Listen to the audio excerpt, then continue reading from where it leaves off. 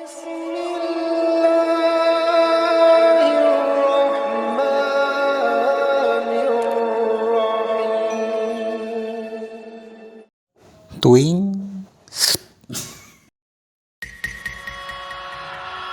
Mendidik anak sesuai zaman. Lebih penting mana antara kebahagiaan anak dengan keinginan orang tua? Saya yang pernah jadi anak, sejak kecil didoktrin untuk menjadi orang hebat. Dulu, menjadi seorang pegawai negeri disebut hebat. Itu juga yang menjadi impian saya, yakni melamar guru negeri setelah wisuda dari psikologi. Namun di zaman sekarang, banyak profesi yang tidak ada di zaman dulu. Pertanyaannya, akankah kita mendidik anak dengan doktrin masa lalu? Bukankah anak bahagia menjadi diri sendiri dan itu lebih utama? Mari kita berkaca di zaman Rasulullah SAW. Ambil salah satu sahabat Nabi, yakni Zaid bin Sabit. Zaid bin Sabit adalah anak didikan Rasulullah SAW. Ketika itu Zaid ingin berjihad di jalan Allah, padahal ia belum memiliki tinggi badan yang cukup. Usianya masih sangat belia, masa transisi dari anak-anak menuju remaja. Kemudian Rasulullah memberikan arahan lain bahwa ada cara lain berjihad baginya di usia belianya. Tak harus jalur berperang, tetapi bisa juga dengan kemampuan diplomatik. Zaid belajar bahasa Ibrani, juga belajar bahasa yang lainnya seperti bahasa Suryani. Hal ini karena Rasulullah SAW sangat berhati-hati dengan orang Yahudi. Rasulullah tidak percaya sepenuhnya atau khawatir tertipu oleh kelicikan mereka orang Yahudi.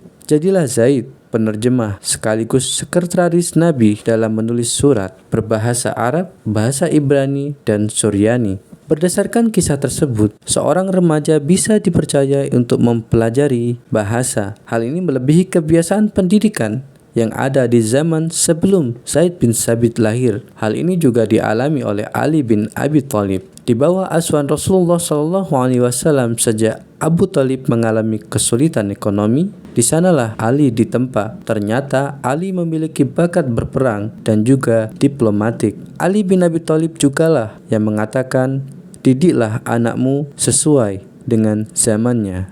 Anak-anak di bawah asuhan Rasulullah SAW seperti Ali bin Abi Thalib, Anas bin Malik, dan Zaid bin Sabit, bila ditalaah lebih lanjut, ketiganya terdidik sesuai zaman mereka, di mana zaman waktu itu berkisar tentang ketauhidan, logis, diplomatis, dan kaidah estetika sastra, yakni syair-syair yang jauh dari kata syirik dan erotis. Berangkat dari pernyataan Ali bin Abi Thalib, di zaman sekarang ada psikolog-psikolog yang sejalan pemikirannya. Beliau adalah Kak Seto. Dalam episode podcast di kanal Mary Riana, Kak Seto mendukung orang tua yang peduli mendidik anak sesuai zamannya. Lebih jelasnya kata beliau sebagai berikut. Didiklah anakmu sesuai zamannya. Sekarang zaman berubah. Dulu yang bergelar doktor, guru besar, PNS itu hebat. Sekarang banyak yang hebat. Profesi yang lain yang perlu diapresiasi oleh orang tua seperti YouTuber, influencer, dan yang penting itu tadi, kuncinya adalah anak bahagia bisa menemukan potensinya dan menikmati itu semua. Semua orang tua perlu menyesuaikan dengan keadaan zaman sekarang. Mary Riana menambahkan, semua orang tua perlu memahami dan mendampingi. Biarlah anak kita bisa menikmati, biarkan anak mengembangkan potensi dan bahagia menjadi diri sendiri. Dalam proses belajar, anak-anak perlu gembira. Belajar itu tidak bisa dipaksakan, tetapi tentu bisa dikondisikan. Itulah kenapa inovasi belajar diadakan, agar anak zaman sekarang sekolah atau belajar dengan gembira.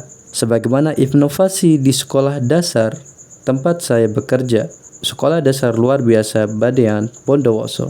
Contohnya, Kepala Sekolah SDLBN Badian Bondowoso membuat inovasi mengajar untuk anak tunagrahita dan sempat juara 3 Lomba Inovasi Mengajar Provinsi Jawa Timur. Satu lagi contohnya guru kelas Erna Seswati SPD, wali kelas 5 Tunagrahita, memiliki inovasi PPI. Gunanya agar pelajaran selaras antara di rumah dan yang diterapkan di sekolah.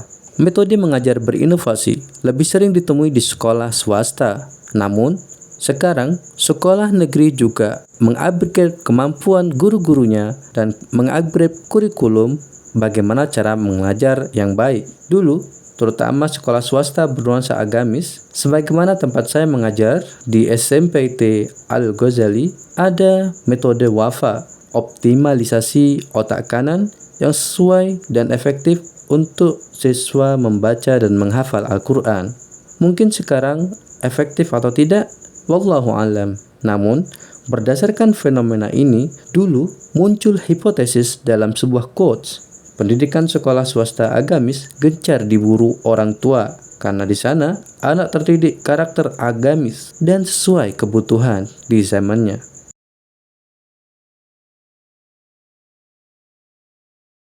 Kesimpulan dari pembahasan ini adalah anak-anak butuh didengar, dimengerti, dan digali.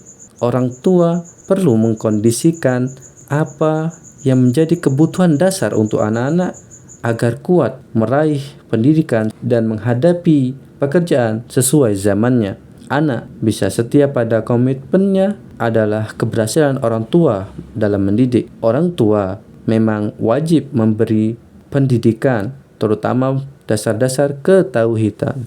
Namun, setelah dasar ketauhidan itu tertanam, anak ingin menjadi apa adalah hak anak itu sendiri.